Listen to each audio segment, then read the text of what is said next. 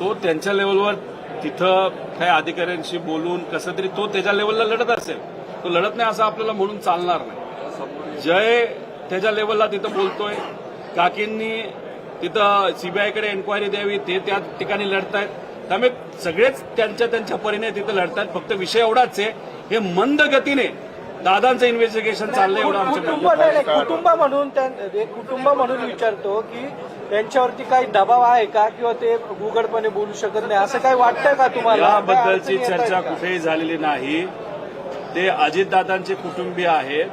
जसं आम्ही कोणाला घाबरत नाही तसेच ते असावेत आणि ते आहेत. त्यामुळे ते मला वाटतं तुम्हाला वाटतं दबाव आहे त्यांच्यावर, काही दबाव वाटतो? मला वाटत नाही त्यांचा दबाव आहे. ते त्यांच्या त्यांच्या लेवलनी त्या ठिकाणी प्रयत्न करत आहेत आणि आम्ही आमच्या लेवलनी प्रयत्न नाही. करत पण आज अध्यक्षपदाची निवडणूक होती, त्या ठिकाणी तुम्ही एक लक्ष केंद्रित करण्यासाठी इकडे हे केलं असंही बोललं जाते. बर, लक्ष आमच्याकडे यावं नाही तर तिथलं लक्ष जावं यासाठी आम्ही हे केलं असं तुम्हाला वाटत असेल तर मग 0 FIR हे प्रोव्हिजन असताना आम्ही बारामतीत आलो का? नाही, आम्ही मुंबईत गेलो का? 0 FIR आहे तिथं ते घ्यावं आणि काल घ्यावं.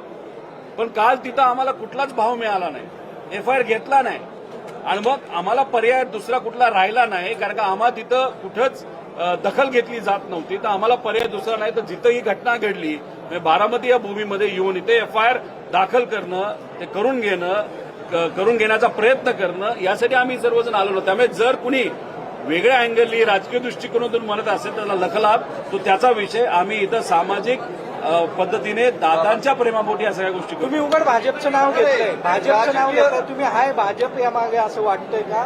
तुम्ही नाव नाही, मी भाजपचं नाव याच्यासाठीच घेतलेलं आहे की भाजपचेच, फक्त भाजपचेच नेते मंत्री हे आम्ही जे बोलतोय त्याच्यावर आक्षेप घेत आहेत. त्यांचेच ट्रोलर या विषयावर आक्षेप घेत आहेत. त्यांचेच प्रवक्ते या विषयावर आक्षेप घेत आहेत. बाकी कुठल्याच पक्षातले, बाकी कुठलेच सामाजिक लोक या विषयावर तिथं आक्षेप घेताना दिसत नाही. त्यामुळे ते लोक का आक्षेप घेतात याचा प्रश्न आम्हाला पडलाय आणि त्यामुळे चर्चा ती होत असल्यामुळे ती चर्चा इथं मी फक्त बोलून दाखवतो. चर्चा ही पण आहे की विलिनीकरण होत नाही, त्यामुळे रोहित पवार अशा पद्धतीने प्रेशर टॅक्टिक्स करतायत अशी एक धक्की आवाज. सगळ्यात पहिल्यांदा मी म्हणलो होतो विलिनीकरण आता काही फायदा नाही, आम्हाला करायचा पण नाही. कारण का दादाची भावनिक इच्छा होती की पवार साहेबांचं वय बघता पवार साहेबांबरोबर एकत्रित येणं ही त्यांची भावनिक इच्छा होती. 18व्या वर्षी अजितदादांचे वडील हे वारले.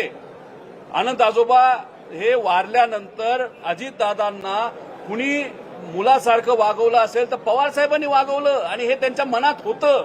हे त्यांनी आम्हाला बोलून दाखवलं. जेव्हा रेवतीचं लग्न ठरलंय हे सांगण्यासाठी पवार साहेबांनी अजितदादांना फोन केला. मी तिथं होतो. पण पवार साहेबांना कफ असल्यामुळे पवार साहेबांना बोलता येत नव्हतं. पवार साहेब काय बोलतात हे दादांना कळत नव्हतं आणि ही ती परिस्थिती बघितल्यानंतर दादांच्या डोळ्यात पाणी मी बघितलेलं आहे. मग ही भावनिक भूमिका दादांची असताना याच्यामध्ये आम्ही राजकारण का करू? अरे नको आम्हाला हे विलिनीकरण, पण अजितदादा न्याय तर द्या, त्याच्यासाठी FIR तर करा. साधी FIR होत नसेल तर अजितदादा न्याय कसा मिळणार असं आमचं मत आणि लोकांचं मत आहे.